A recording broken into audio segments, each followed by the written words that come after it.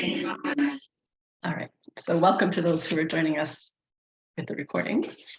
We decided to record the whole session today because it will most likely be, again, much more of a discussion than a presentation and follow-up questions. So I'm going to jump right in. What I did was kind of brainstorm and throw a whole bunch of stuff down on a piece of paper. So I'm going to just kind of read that through to you and invite your comments or your reflections and just let us go into that. So as we start into it, some of what we've come to the discussion with is the idea of perhaps do we need some new words, and how do we share this notion of unschooling or self-directed learning with other people who are new to it. And then the phrase that I've loved the most so far is the 14-year-old saying, how are we getting away with this? So what does it look like to be using the words in such a way that outsiders are happy and our kids are shielded from that pressure and have the ability to be peaceful and to fully enjoy their life without school, or in school if they've chosen to be in school as a self-directed learner. All right, so I wanted to absolutely begin it by talking about Unschooling School, because Unschooling School is the organization that provides these cafes that I host every 2 weeks. And people will often ask why Unschooling School is called Unschooling School. And that's a conversation that the Unschooling School team has had a lot over the years, whether perhaps there's a need to be clearer with those words in that context. So Unschooling School was named in that way by Heather, who kind of is the brain behind this notion, because she looked at schools and thought, there's so much good inside those school buildings, and it's not always being able to be accessed in a positive way by the students because of various barriers around emotional safety or all kinds of things. That's not the topic today. So her notion was, well, what if we still had school, but we unschooled it so that we were able to, as students, as people, choose how we engage with it, how we want to spend time with some of those amazing adults that are in there because they love kids and want to teach them or communicate with them, how to use those great facilities. Libraries are awesome places to be. So that's the idea behind Unschooling School and why those two words are paired together in this context. So for me, when I started thinking about the language that we use with self-directed learning, I think a big part of it is striving to use that language to normalize living without school or learning without curriculum or self-directed learning, however you want to define it. Because that's the biggest thing that I think gets in people's way, is if you say to somebody, yeah, we're homeschooling, most people will be like, okay, I kind of know what that means. Like there's a dining table and there's workbooks spread out all over it and you sit there for 6 hours and I'm okay with that. But if you say we're unschooling or my child is a self-directed learner, that's where people kind of either start judging, apply their misconceptions, or ideally get curious and start asking questions. But that word, those words of free learning, self-directed learning, unschooling, so many people have no clue what that means. And I think if we can just normalize some of those terms and get it so that more people know what they are, then right away it allows people who are living that way to thrive and flourish more, because you are spending less time being different and defending and explaining. So that to me is a really big thing, is what are terms and how do we use those terms in a way that people who aren't living this way can feel comfortable with it, not judge it, and be open to learning more about it. Richard, no problem with camera being off and on, it's all good. So the other thing I think is important with it is to look at positive language. Even the word unschooling is a rejection, and somehow it feels like that, like I'm not schooling, I'm unschooling. So we're attempting to define it within the parameters of school. So right away, there's so many preconceived notions that are going to show up as people hear that word. That's why with my kids, I would tend towards self-directed learning much more than unschooling. So I think any language that we use that can be what we are doing versus what we're not doing can help to feel that thriving and flourishing. However, what somebody pointed out online, and I think it's a really good point, is you also want to consider the context. If you're talking to the grandparents who are totally disapproving and wondering what the heck you are doing, using homeschooling might be a really good strategy, because you might not need to get into the details, into the minutiae of what it is with them.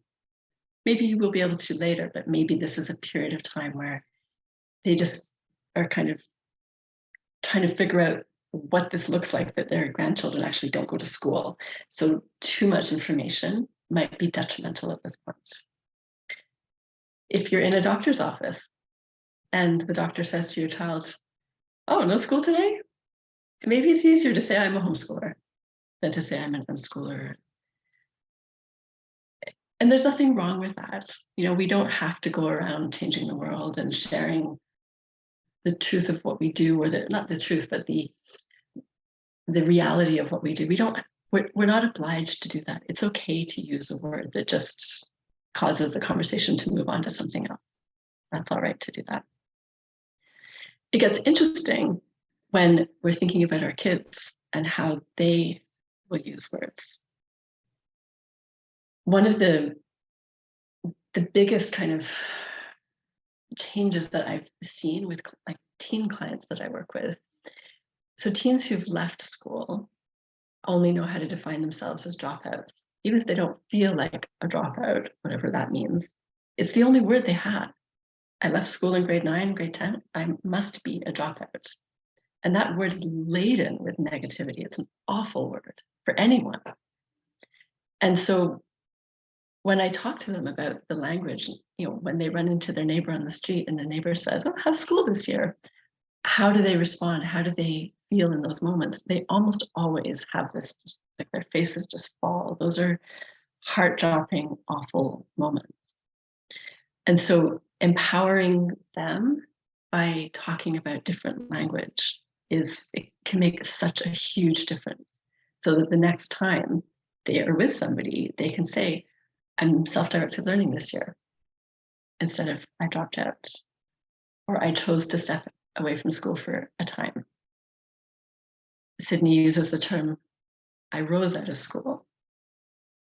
And it's interesting because within all of these different phrases, you can see the hand motions going, something like, "I'm taking a gap here," might end the conversation and move on to something else. Something like, "I'm a self-directed learner," that means I'm deciding what I'm learning this year. It might still end the conversation and move on to something else. Some of the more different terms, like "I stepped aside from school" or "I rose out of school," that might be a situation where people will ask more questions. So there's always that. What is the context? Do I want to get into it? Do I want to define it? Maybe I'm passing somebody on a bike path and we're going in opposite directions, and I can just call, "Yeah, I rose out of school last year," and that I'm done. And they're going to be left with all these wonderful questions, which will get answered next time we have a conversation. So I think no matter what words start to resonate with you and start to land with you, recognize that you might want to use different words in different contexts, and that's okay. So one of the things that often comes up is, when do you use self-directed learning? When do you use unschooling? And and I mentioned that, like, one of the things with that is unschooling feels like a reaction to, whereas self-directed learning is a thing in itself. But there's lots of different ways of defining them. People will often use unschooling to say self-directed learning in a home context. That's one, so those phrases, I think because we use them in different ways, we define them in slightly different ways, that can, on the one hand, bring confusion, but it also brings a lot of flexibility. It means that we can really use those terms as they serve us. So we might have words that, at home we use very specific language because it reflects exactly what we do. But if you're in a community where there's a whole bunch of homeschoolers, a whole bunch of people around who don't go to school, maybe it's just easier to say I'm an unschooler than a self-directed learner if that phrase isn't used as much. So again, contextual. A couple of other words that I've heard recently, free learning. And I've heard free learning in other contexts, but I hadn't heard it specifically to describe unschooling. But a young person I saw do a presentation referred to herself as free learning. And another one that I just saw today was actually delight-directed learning, which I thought was kind of interesting. Delight-directed learning. So again, each of these have very different feels, and they might work for you more at certain ages of your kids' lives or in different contexts. Another thing, there's a few words that come up a lot when I'm talking to people who are finding their way into a self-directed learning type of role or type of world. And these are words that can bring stress. They're words like transcript, diploma, portfolio, report, record. And I wanted to bring those up because we often, if we're talking about families that are unschooling, often we get to the conversation of, well, what happens about university? What if they want to go to high school? What if they want to do something where you need those documents, those diplomas and those report cards? And the answer to that is often, well, you can actually create a homeschool transcript, a transcript of self-directed learning, a summary of self-directed learning. You can create a homeschool diploma. You can create a portfolio. And in order to be able to do those things, you can choose to note down or record what your kids do. Like if your kid is examining an ant on the sidewalk, well, you can go home and write that down in a book so that when it comes time to think, to translate their free life into school terms, you can say, oh, studied the daily patterns of ant activity and make it sound very school-like. But so all of that is good, and it's all possible. Transcript, diplomas, portfolios, you can create all of those and use them to enter into or to show equivalence when you need to. But I also want to caution, because I think those can also add a lot of stress to us. If you're thinking, oh, yeah, my kid's living this free life and they're following what they're interested in and it's great and they're happy and they're wondering how we can get away with it. But at the end of the day, I really have to remember to write down everything they did. That's not a fun life to be living at all. So I think as we try to bridge the freedom and the truly following our kids and where they're at and letting them be them, as we are in situations where we try to make a connection between that and the school system type of world, be aware of stress creeping in. It doesn't have to, but it can easily get in there. So for example, with the idea of recording what your kid does, yeah, absolutely. You could have a journal beside your bed and write a page every night. And then if it comes time to create a transcript, then it's all there. Or you could do like I did and my son, the day before he's going to present himself to enter high school in the last year of high school, you can realize, oh, I should probably have something, and quickly create a summary of self-directed learning. And realize that the life that you've lived is very rich and it resonates and it stays. And when you sit down to create something like that, it'll come. It'll come. You don't need pages and pages and pages. But if that helps you, if you can feel more grounded and confident, especially sometimes at the early days of doing this kind of stuff, if it helps you to go and see, oh, there's my science section of that journal, and wow, there's 3 pages. And if I map that over to the curriculum, it's all there. Excellent. That's a tool that serves you well. So they're tools, they're possibilities, and always check in to see how they're helping you. Are they creating stress or are they alleviating stress? So that's one of the things with those for sure.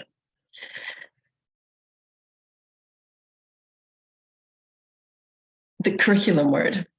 Often we'll talk about self-directed learning and schooling as learning without an imposed curriculum, which may well be true.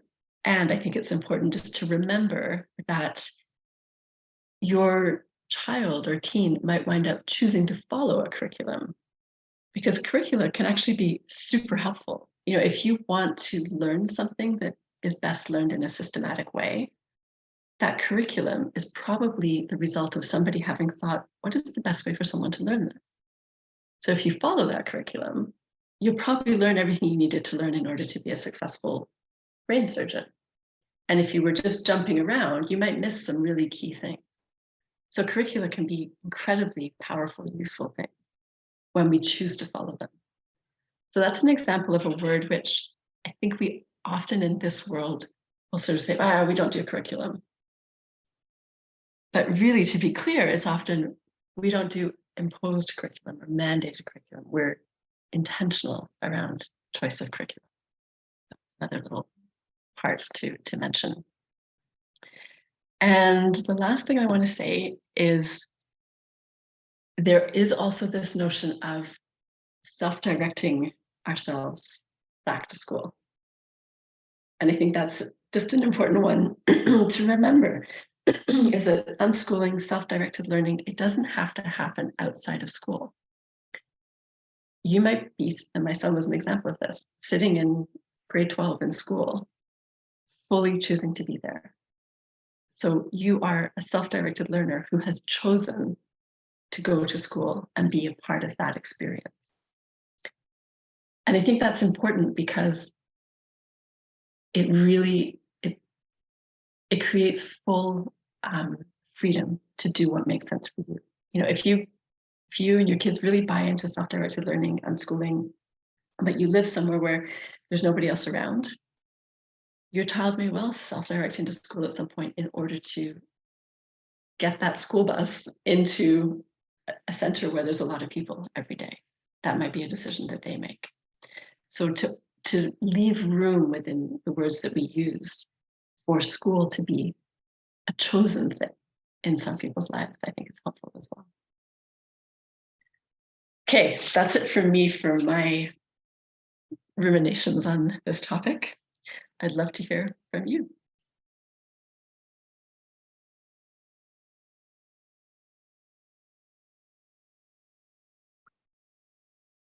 And I'm always happy to ask questions as well, but I also like to leave a moment to just, if there's anything that's burning away in you, then go ahead.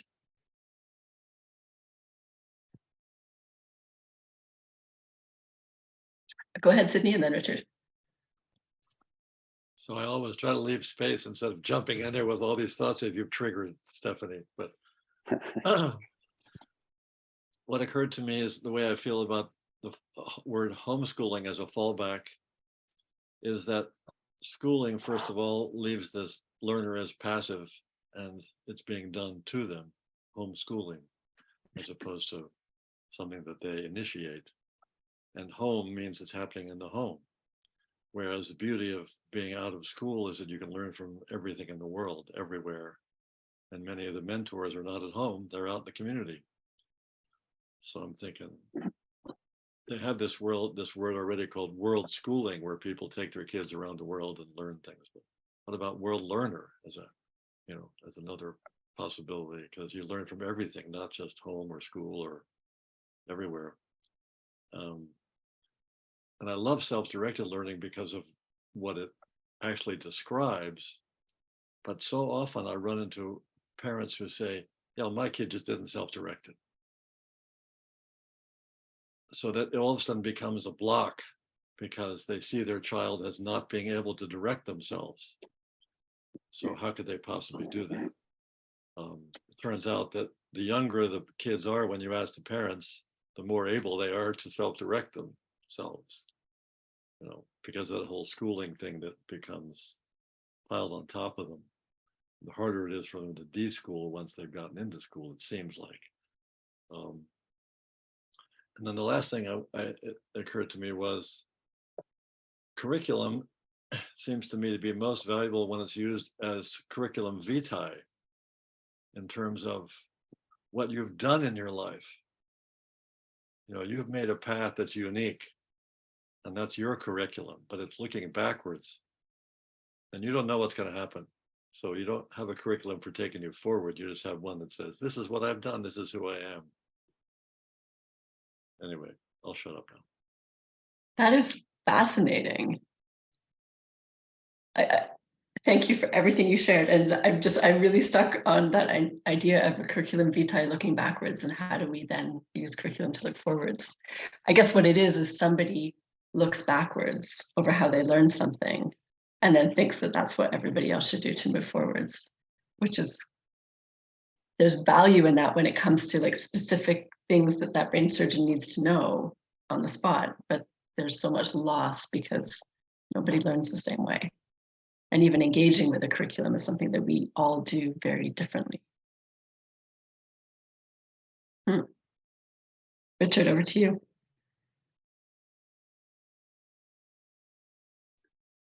Yeah, thanks, Stephanie. Hi, Sydney and others.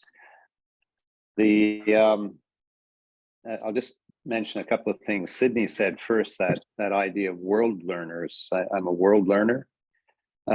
Also, I'm a community learner. Bring it right to the idea of a community learning hub. And so the idea that learning definitely takes place outside of the school walls, and reinforcing that idea. The curriculum idea also, and this goes back to what you were saying, Stephanie, too, that there's a lot of really valuable curriculum out there, but it has to be curriculum that the students choose to follow. And just words to build on, ideas to build on. I mentioned in chat the idea of the gap year, and people kind of understand what a gap year is all about. That I've been all these years in school, now I want to get out and see what the real world is about. And so to use that idea, it's already kind of established. The kid in school says to that neighbor who says, "Why aren't you in school today?" Can just say, "Oh, I'm taking a few gap years," or whatever, you know. And so I'm out there. I'm learning in the community. I'm learning in the world. I don't have to be in school to learn. And another word that's well understood now too is consent from the sexual point of view. But the message is there that you consent to what happens to you. And so to connect that word with curriculum, I'm consenting to do this curriculum because I think it will be good for me. And that comes from the sociocracy stuff, that you may end up consenting to something that you don't fully agree with even, but you figure overall it's going to be good for you, so you're going to go through with it. And so curriculum, at some point, especially if you've agreed to let somebody else kind of run the agenda for you, there are going to be perhaps times when you're sitting through stuff that you wish you weren't sitting through, but you've consented to do the whole thing. And that's a really important part of self-directed learning that people are missing, that it does not by any means negate the possibility of following curriculum. So a really good point that you made there. And I think that's it. Thanks. Thank you. I'm always scribbling my own notes as well. And I think it's going slightly deeper into what you're saying with consent and curriculum, is that notion that, you know, when you consent to do something and recognize that it might not always be the best, like it might not every moment might be a pleasure. That's really key as well, right? Because kids who don't like school spend a lot of time hating school and it's boring and whatever. And it may well be that in choosing to leave school or being permitted to leave school, they suddenly think everything's going to be fun now. But that being clear about consent means, you know, there might be moments where you find this boring, but you've consented to the bigger picture. And so it gives a way for that person to come back to, oh yeah, why am I here again? It's not just in the moment, this is boring, I want to go. It's why am I here? Do I still consent to being here? So yeah, that's an important link to make. Thank you. I'm also interested by the gap year idea. And it's funny, like I've offered that idea, that phrase to a number of people. I'm not sure that anybody's ever used it. And I would really love to hear if any, like the experience of people who've actually used it. Like I love the idea of using it. The thing I could imagine might be awkward about it is that the well-meaning neighbor might say to the 8-year-old, oh, but if you take a gap year, then you're going to be 10 when everybody else is 8 when you go back to school. So there's that like practicality. And we all know that you can be out of school for 2 or 3 years and go back in with your age mates, but that's not a commonly known thing. And in fact, it doesn't always work out because some schools will require testing and so on. And so yeah, much as I love that term, I would love to hear feedback on how people find the actual use of it. Can I just jump in for a moment? Yeah, for sure. Get the 8-year-old responding to the neighbor about being 10 when you go back, and the 8-year-old saying, yeah, but think how much smarter I'll be. But it's interesting because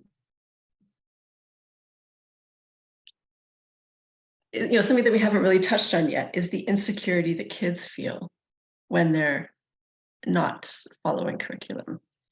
And much as they know that their life is good and we can reassure them that they're learning, that's actually a huge one. Like I know that was really big for both of my kids, was their friends saying to them, like what if one of my son's friends said to his mom one time, I'm really concerned that Oliver's not getting an education. And he was about 12 when he said that. And he was really concerned, like legitimately concerned for the well-being of his friend. And so when your kids are in the minority in their community because everybody else is at school, they definitely will feel that sense of like, am I doing this right? So they probably don't quite know that they'll be able to go back if they want to. They're going to feel that insecurity as well. I see Carrie and then Ora Marina for hands. Yeah, everything you guys have said so far, it's so funny. Stephanie, each thing you've kind of said, and I'm writing down my but then you went and you already said the but. So I don't even have to say any of these things. We're the same person. But no, you just started talking about this one, which was that was the one thing I had listed here that I was like, oh, they haven't said that. That's what I realized with my kids was that, I am very confident in us unschooling, and I really don't care what anybody else thinks. So, and this kind of comes with the wording, like you're saying, most people, I tell them we're homeschooling. I leave it at that, at the wherever. Oh, yeah. Oh, did they do their math today? Yeah, they did their math today. Oh, yeah. Oh, do you like to homeschool? Yeah, they love it. They're good. Okay. But then with homeschoolers, I'll usually say we're unschooling. And then I will throw in there that, keep in mind that's a spectrum. Some are more radical than others. I said, myself and my family, we aren't radical yet. I said, but we're almost there. I said, if you ever have any questions, I love to talk about it, but I won't, push it on you unless you want to hear it. And sometimes they'll have lots of wonderful questions. Sometimes they don't want to hear it. But for the longest time, like you said, with family and stuff, I just, okay, we're homeschooling. And I thought that was wonderful. I was doing this until I realized my kids are looking at me, when somebody's like, oh, are they up to date on their math? Oh, yeah, they're great. And my kids are starting to look nervous and they've got anxiety anyways. And I was like, oh boy, like I really need to talk to them and let them know that, no, what we're doing is okay. We're not doing anything illegal. You are learning. That was kind of a big thing that I'm still trying to deal with, with them to make sure that they understand this is okay. What we're doing is okay, because it is, I just hadn't thought about it all that time when I'm like, oh yeah, we're good. And so I'm sort of backtracking a little bit with them, making sure that they know what's going on. And I've done that where I'm like, okay, if you want to look at it in, that educational ease or whatever they call it, we're hitting all these things, and you guys are Yes. doing wonderful. And I think they feel more confident now. But again, that was something I totally didn't even think about until I started really looking at them and that they looked nervous. I'm really glad you emphasize that point, because I think it's huge and we don't necessarily realize it. I know for my son went to a Montessori school for grade 7. That was the only year he was in school until he did the grade 12 year.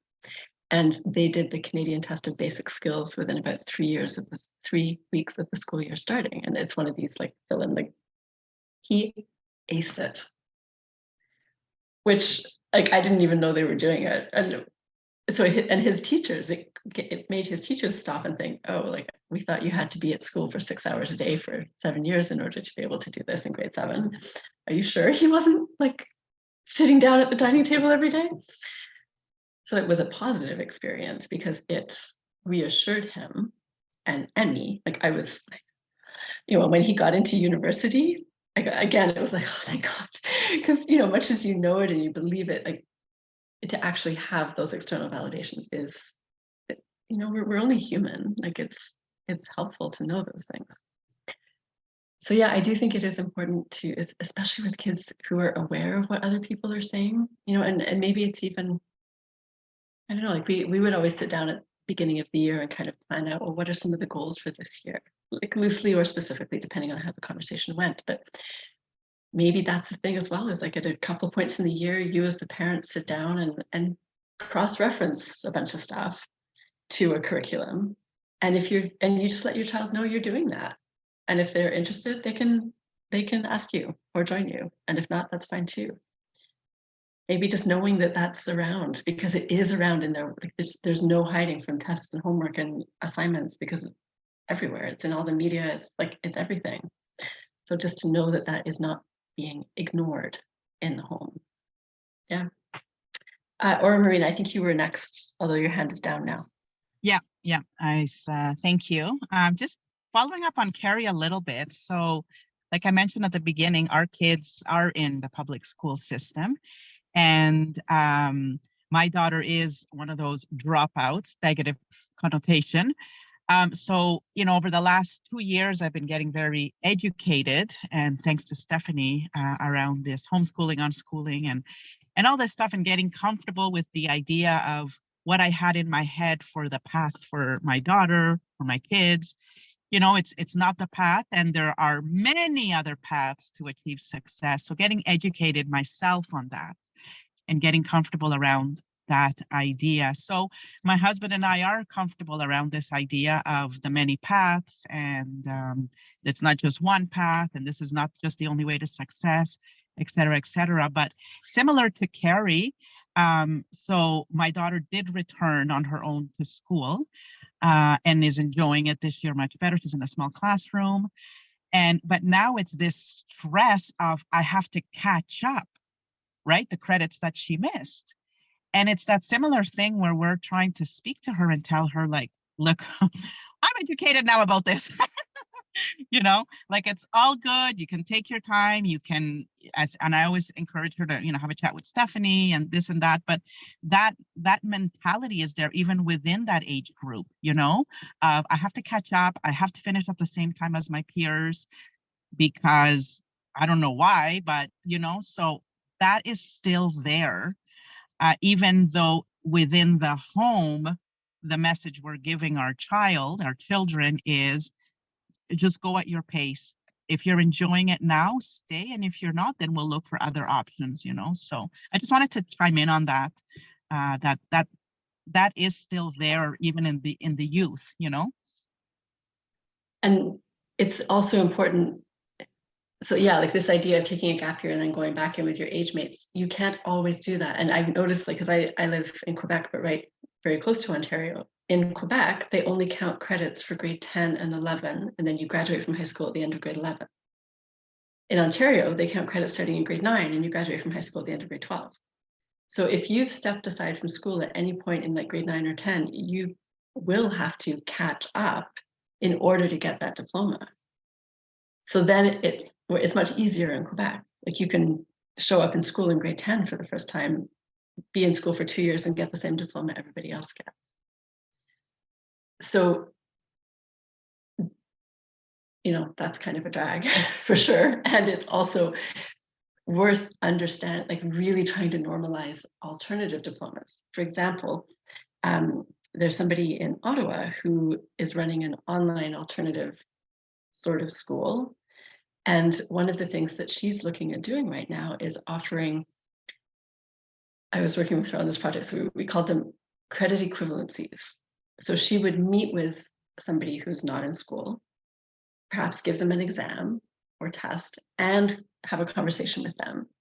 And then write an attestation that this person has the knowledge, the maturity in this subject that is equivalent to what they would have had they completed that course. So something like that, if you then feed that into a self-created diploma, it's going to have a heavier weight for somebody who doesn't get this whole world than a mom saying, yeah, my kid is at grade 11, whatever level. So there's starting to be creativity around how to I guess validate the non-standard approach to moving through education in such a way that these standard entities like universities can accept it. So yeah, so but that it is a reality that, you know, in the younger years, yeah, you absolutely can take a few gap years and step back in, but in the older years, not necessarily. Richard.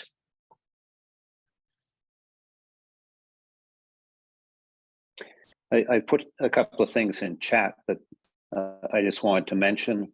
One is the cultural creative documentary, which is about what the title suggests, cultural creatives, those people who are taking their kids out of school systems or who are going in and insisting that the schools allow their kids to be free learners.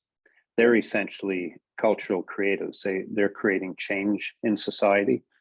And what the film pointed out is that a lot of these cultural creatives, and I think we see this with homeschoolers, and some of the comments here today have confirmed it, that they're shy or hesitant to talk about what they're doing. And that's where this topic is so good, the language of what we want to say. They think that they're going to be criticized, these cultural creatives, for how they think differently. And so they tend to be quiet. They just want to go about their own business. And so in that sense, they're not change agents, but we need them to be change agents. And so they need to start speaking out. And what the film confirms also is that once these people do start speaking out, getting the language down, being comfortable with how you want to express yourself, and doing that, you discover there are all kinds of other people like you. Mm-hmm. And so although some of you are ahead of others in that you've actually taken your kids out of school, or that you're quite informed of these ideas, there are a lot of other people out there that haven't really thought about this much, but they're not happy. And so if you start talking to them about what you're doing, you can bring them along. You'll probably, we see this with the Aero conference, people that go to it say with great relief after they've been there for a while that, oh, I finally feel like I've found my tribe. And so people will appreciate that you're speaking out. Not all of them, obviously, but if we can get that language down, we're going to find that there are a lot of people that we can bring along on it. And it's we're really at the early stage of getting the kind of transformation that we want in education. And so there's a lot of awareness building to be done. We've got to infiltrate school councils, get the people who see things differently to say that schools have to start experimenting more. They've got to start allowing this, allowing that. And we as parents can't just sit back and take what they keep handing us. We've got to start demanding more from them. And so by being those cultural creatives that start to speak out, looking for where you can influence a bit, important. The message being primarily that it's not enough just to go off and quietly do your own thing. We need to create change. I'm going to jump in for a Stephanie, second. you want to add something? Mm-hmm. Yeah, I agree with you to a certain point. Yes, when people are living, they're doing things differently, being open about that and speaking out can help bring about change. And at the same time, this kind of a doing things differently is to do with our kids. So it's not just us, it's our kids and their comfort level. There's also a reality that when you're with your kids and they're young, or even when they're teenagers, it's so all encompassing. And especially if you're, if they've been struggling and you're, or if they're home and they're with you all the time, like the capacity of a parent to do anything other than be the best nourisher they can be to their family is often extremely limited, like extremely limited. And I know so many parents who've said, like, yeah, I wish I could do more, but I can't.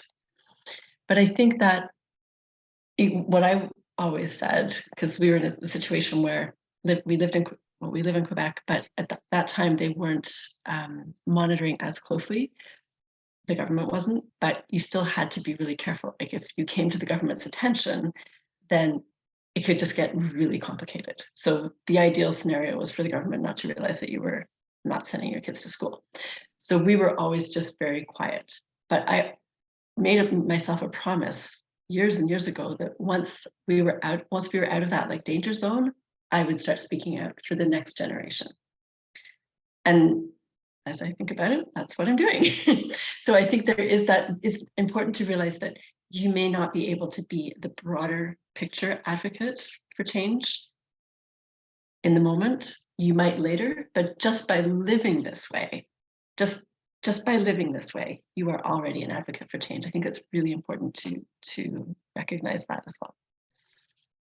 Yeah, and I would like to reinforce what you just said, that whatever advocacy you're going to do, it has to be within the context of your community, your family. You don't want to be doing harm, and there is only so much that we can do. But it's just that little orientation difference that let's not go around silently. Carrie, you said that you're not shy to speak out, but you kind of implied that you're quick to realize people that there's no point in speaking to about it, so you just find a way to move on. But to feel people out a little bit if you have time, even if it's just on a bus, and you're riding the bus into town, and somebody's sitting beside you, do you have kids? Are they in school? What do you think? And just take an opening when it's there if you have that opportunity.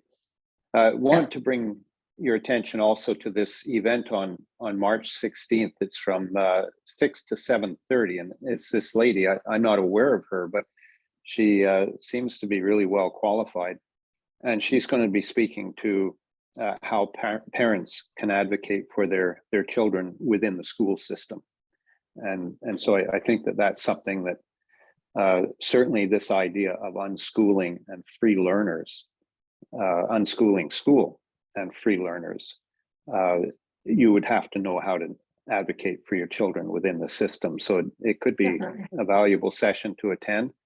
And then there's another one that I'll put in chat. It's Blake Bowles is going to be speaking, I think it's for liberated learners, about how to get into college without that diploma. Yeah, his books are amazing for that. And Stephanie, you were part of Compass. I think you were the one that set it up, where the registrar from Carleton came to speak.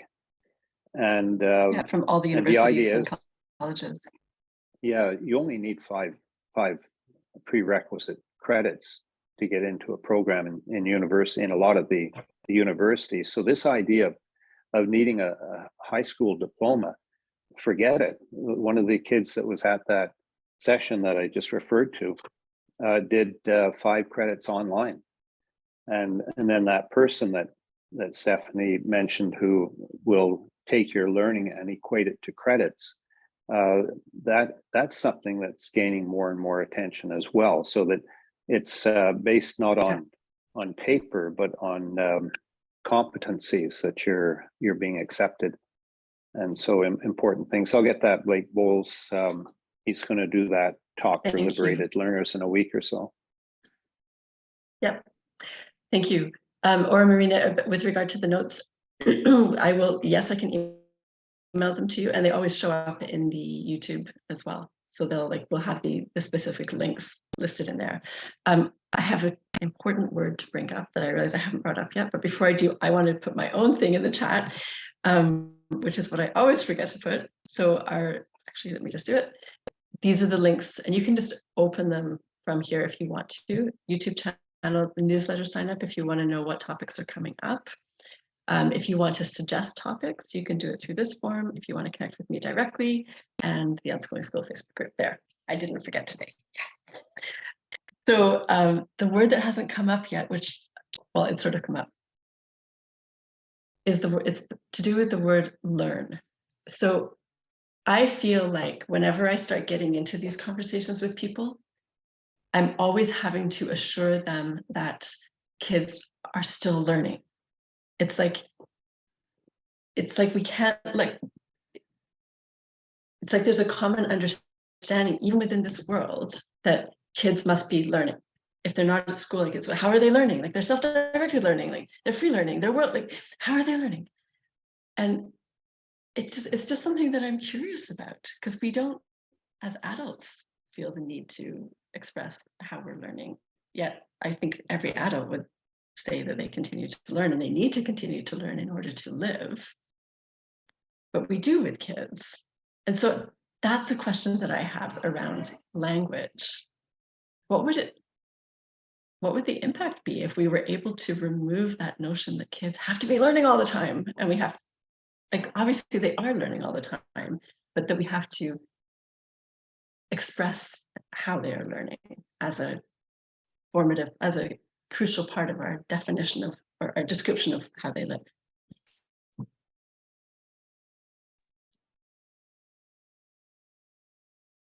Sydney, go for it.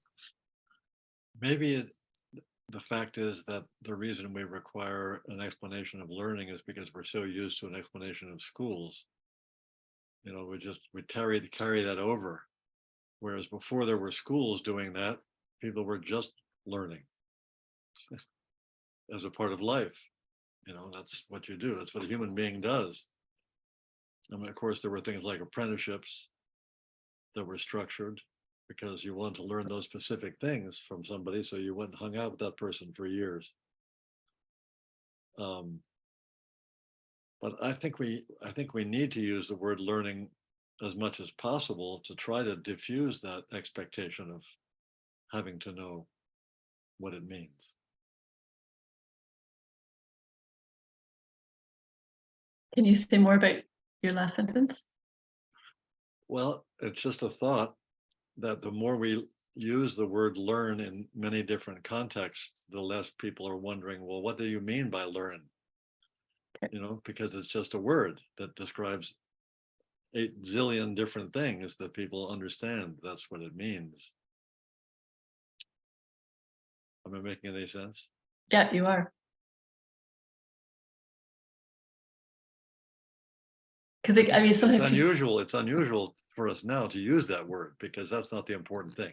Schooling is the important thing.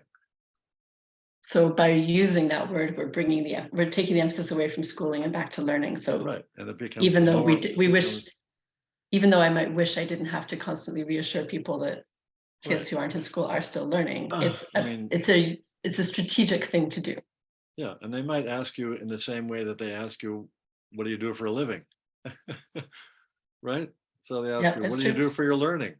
It's a curious thing about how you're doing it, as opposed to, are you getting what you need? We don't ask people that. We ask them how they're getting what they need. Right? Grown-ups.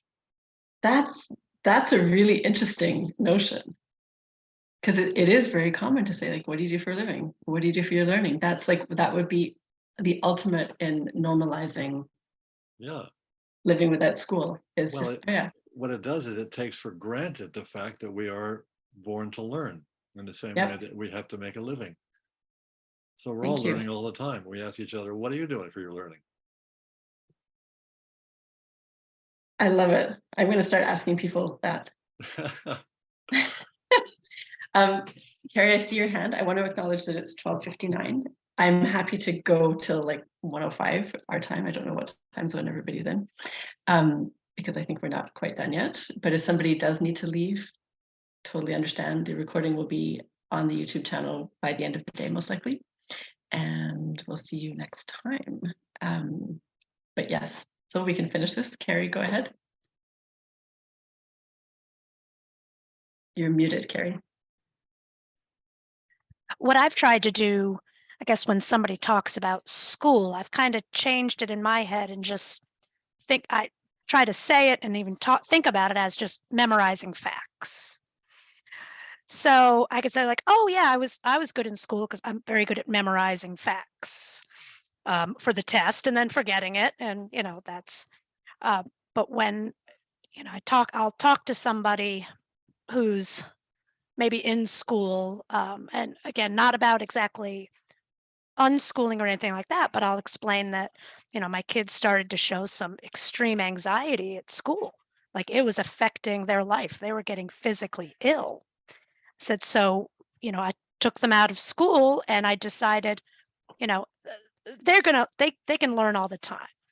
But what we need to concentrate on is how to be mentally healthy and deal with our anxiety, because it doesn't matter how many facts they memorize in school. If their anxiety makes them not be able to leave their house when they're 20, I mean, what does that matter? So I really try to kind of point out that schooling and memorizing facts is just so low on the list of things to be happy and healthy person. I guess there's something else, and then also talking about helping my kids learn how they best learn. Again, like, is it a class with an instructor? Is it a video? Is it a podcast? Is it reading? Because everybody tends to have a preference, and it changes all the time. I think those are my notes. Thanks. Yeah, no, thank you for sharing that, because it's true. I like the idea of school equaling memorizing facts, and it's also true that if we can have like an automatic translator inside our head, so that when somebody starts talking, we can just translate what their actual intention is, or what we want our intention to be in using certain words. That has a really strong power, I think, as well. Okay. Any other thoughts to add? Can I just? Yeah, I just go for it, wanted to thank Carrie, because I think that's sort of beyond schooling, unschooling, go to school, homeschooling. I think we as a society have lost this path. Like you said, am I good at memorizing things? What does that matter if these teenagers can't even leave their houses today, let alone in 8 years when they're 20 or whatever? And it's happening today that these teenagers cannot leave their home. So something has to change, So thank you, Carrie, because it's very well summarized how you said it. I have to go too. Thank you, everybody. You're welcome. Enjoy your workout. Bye. Bye. Yeah, that really is what it comes down to. And for parents who are realizing that their kids are not able to leave their house right now, and the parents are trying to figure out, well, what does that mean? Because they have to go to school, they have to memorize the facts. Putting it in such clear terms is a really helpful. It's helpful to have that out there. So thank you. Any other final thoughts for today? All right. next time, which is in 2 weeks, we'll be talking about second language learning. So language, but a different kind of thing. I hope, I don't know what it's like, Carrie, in your part of the world, but in my part of the world, one of the big anxieties for people who pull their kids out of school is how are they going to learn French? Because it's important in this fairly bilingual area.